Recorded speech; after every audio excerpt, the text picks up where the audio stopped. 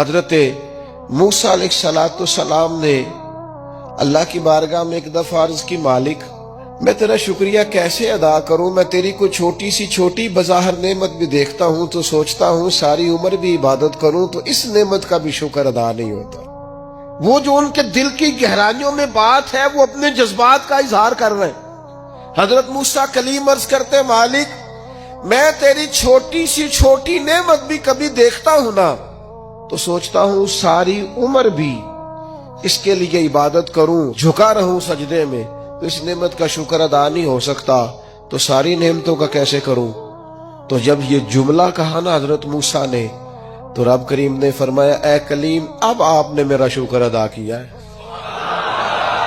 یہ سمجھیں آپ اس پہلو کو، یعنی جب یہ احساس پیدا ہو گیا نا کہ چھوٹی نعمت کا بھی شکریہ ادا کرنے کی طاقت ہم میں، فرمایا اب تو نے شکر ادا کیا ہے، اب سمجھ آئی ہے شکر کی۔ او میرے عزیز، جب مزاج شکر والا ہو، طبیعت شکر والی، ہر وقت مالک کا شکر، ہر وقت مالک کا شکر، ہر وقت مالک کا، یہ مزاج کا بھی پیدا۔ حضرت داؤد علیہ السلام نے اللہ کی بارگاہ میں عرض کی، مالک مجھے بتا تو صحیح، ایک نعمت کا شکر ادا کر کے میں اسے دیکھتا ہوں تو ساتھ ہی مجھے دوسری نظر آ جاتی ہے، اس کا شکر ادا کرتا ہوں تو تیسری نظر آ جاتی ہے، تیسری کا شکر ادا کرتا ہوں تو چوتھی۔ تو مالک نعمتیں اتنی زیادہ ہیں، آخر میں شکر کیسے ادا کروں؟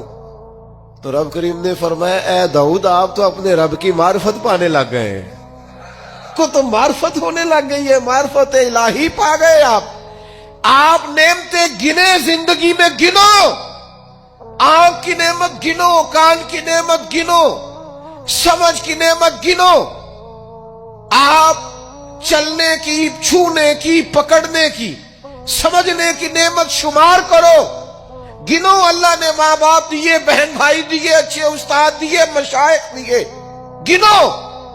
اس کریم رب نے کرم کیا اور اپنے لاڈلے نبی کی امت بنایا۔ گنو، شمار کرو، اس نے کرم کیا، اور ایک وقت ایسا بھی آیا کہ اس نے بیت اللہ کے سامنے لا کھڑا کیا، ایک وقت ایسا بھی آیا کہ ایر گنبد خضرا کے سامنے کھڑے ہو کے درود و سلام بھی پڑھا۔ کرو شمار وہ نعمتیں، کہاں کس مقام پر، اور خود ہی اللہ کا قرآن بولا، تم اگر نعمتیں گننا چاہو تو گن سکتے نہیں۔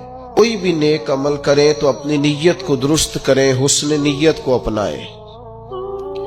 نیتوں کا بگاڑ، ارادوں کی خرابی، یہ اچھے بھلے اعمال کو ضائع کر دیتی۔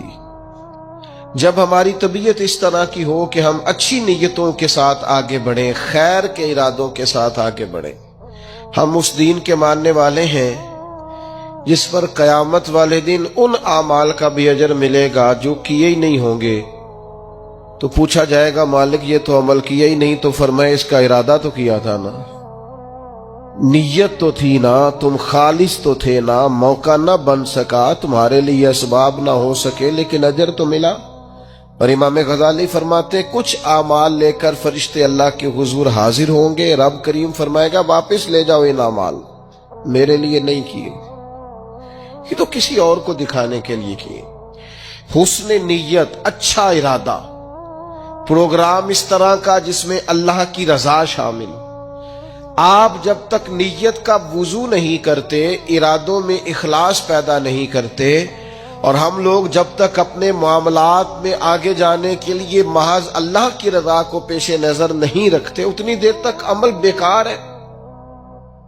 اللہ کی مدد اس کام میں شامل ہوتی ہے جس میں اللہ کی رضا مطلوب ہو، اور جب مطلوب ہی اللہ کی رضا نہ ہو، دنیا داری، شہرت، پیسہ، مال، دولت، کچھ مل جائے، کچھ اصول ہو جائے، مجھے بھی کچھ جاننے لگ جائے، تو پھر جس طرح کی نیتیں ہوتی ہیں اسی طرح کا اس شخص کو اس کا پھل بھی دیکھنے کو ملتا ہے۔ سب سے پہلے تو اچھی نیت کسی بھی عمل کے، اور اس کے فوراً بعد مناسب منصوبہ بندی۔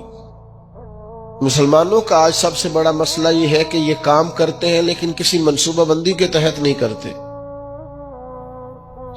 ہم اپنے کاموں کو مرتب نہیں کرتے، نظم و نسق کا حصہ نہیں بناتے، ہمارے کام بے ترتیب ہوتے ہیں، الجھے ہوئے ہوتے ہیں۔ ہم جن پیارے نبی کریم صلی اللہ تعالی علیہ وسلم کے غلام ہیں، حضور ہر کام کرتے تھے تو مناسب منصوبہ بندی کے ساتھ فرمایا کرتے۔ جنگ بدر کا موقع ہے تو نبی پاک علیہ السلام نے پہلے مجلس مشاورت منعقد کی ہے، صحابہ سے رائے لی ہے، اس کے بعد صفوں کو سیدھا کرایا، ہر آدمی کی اس مقام پر ڈیوٹی لگائی، اور پھر اللہ کے محبوب نے مصلی بچھا کے اللہ سے مدد کا سوال کیا۔ جنگ احد کا موقع ہے تو سرکار نے ڈیوٹیوں کو تقسیم فرمایا، ایک چھوٹا سا حصہ صحابہ کا، ایک جماعت جس کی ڈیوٹی تھی کہ یہ درہ تم نے نہیں چھوڑنا، تو ایک درہ ہی چھوڑا انہوں نے، تو اس کا نتیجہ بہت ساری شہادتوں کی صورت میں سامنے آیا ہے۔ جنگ خندق کا موقع ہے تو سرکار کی منصوبہ بندی دیکھیں، 10,000 کا لشکر مدینے پہ حملہ آور تھا، ٹھنڈ تھی، قحط تھا، تو مدینے کے تینوں جانب تو مکانات تھے، کافر داخل ہی نہیں ہو سکتے تھے، کونا خالی تھا، تو نبی کریم علیہ السلام نے صحابہ سے مشورہ کیا تو حضرت سلمان فارسی نے کہا خندق کھود لینی چاہیے۔ اس خندق کو کھودا گیا، اور پھر وہ 10,000 کے لشکر کو جس طرح روکا گیا ہے اور جس طرح وہ ناکام ہو کر لوٹ گئے ہیں، اللہ تبارک و تعالی نے اس کو فتح عظیم مسلمانوں کی بنا دیا۔ فتح مکہ کا موقع آپ دیکھ لیں تو حضور کی منصوبہ بندی دیکھیں، سب سے زیادہ دینی لوگوں کو ضرورت ہے مناسب منصوبہ بندی۔ او اللہ خیر کرے گا جی، او بسم اللہ جی تسی آ جاؤ۔ او خدا کے بندے، جن بزرگوں کا آپ نام لے رہے ہیں اور جس دین کی آپ بات کر رہے ہیں، وہ دین ہی منصوبہ بندی کا حکم دیتا ہے، حکمت عملی سے اور تدبر سے چلنے کی بات کرتا ہے۔ وہ دین ہی کہتا ہے کہ آپ چیزوں کو مرتب کر کے کریں، بے ترتیب اور بے ڈھنگے، یعنی ایک شخص کے بکھرے ہوئے بال تھے، الجھی ہوئی اس کی حالت تھی، تو نبی پاک علیہ السلام نے دیکھ کے فرمایا کتنا اچھا ہوتا اگر یہ کنگھی کر لیتا تھا، یہ سوار لیتا اپنے آپ کو۔ پسند کیا نبی پاک۔ آپ اچھی منصوبہ بندی کے ساتھ آگے بڑھیں، آپ کسی کام کے لیے لوازمات بھی جمع کریں، پر آپ کا اس کے لیے طریقہ کار مرتب کرنا۔ ایک بڑی سادہ مثال ہے، کام کو کام سکھاتا ہے۔ جب آپ کوئی کام کرتے ہیں تو کام کرنا آ جاتا ہے، لیکن جب کام لوگ کرنا ہی نہیں چاہتے پھر ان کو کام کرنا نہیں آتا۔ کام کو کام سکھا دیتا ہے۔ حضور فتح مکہ کے لیے تشریف لے گئے تو نبی پاک علیہ السلام نے صحابہ کرام سے فرمایا ہر آدمی اپنی الگ سے آگ جلائے گا کھانا پکانے کے لیے۔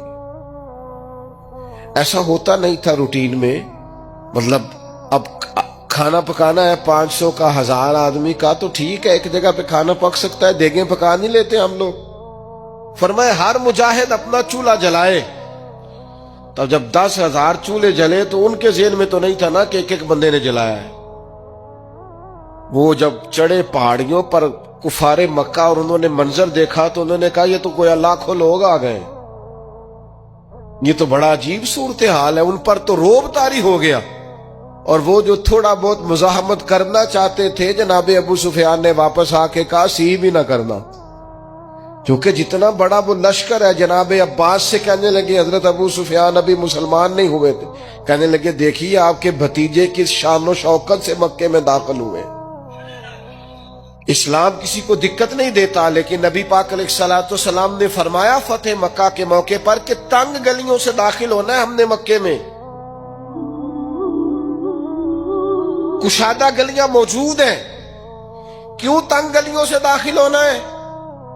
جب تنگ گلیوں سے لشکر گزرتا تھا تو گھوڑا گزرا، دوسرا گزرا، تیسرا گزرا، یہ تو گھنٹوں پتہ نہیں کتنا کو لمبا لشکر ہے، ان کو سمجھ ہی نہیں آ رہی تھی۔